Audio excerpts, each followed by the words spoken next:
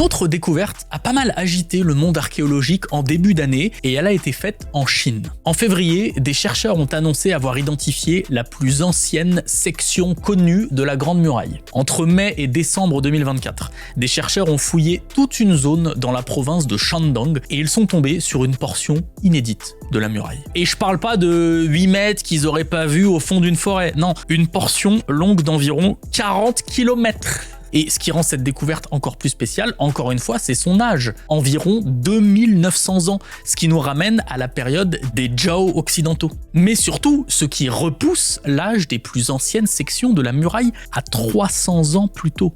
Ces morceaux ont 300 ans de plus que tous les autres vieux morceaux de la Grande Muraille. Et ce n'est pas tout. Lors de cette même campagne de fouilles, l'équipe archéologique a découvert un ancien village qu'ils ont appelé la cité de Pinyin et suppose donc que la muraille était à la fois un système défensif et un système stratégique dans le contrôle des routes. Au final, on est d'accord, cette découverte ne réécrit pas toute l'histoire de la Grande Muraille, mais elle élargit la timeline. Elle confirme que certains royaumes chinois construisaient déjà des défenses massives bien avant l'unification impériale. C'est vraiment hyper important. C'est comme un puzzle qui s'éclaire et qui vient de gagner une pièce majeure.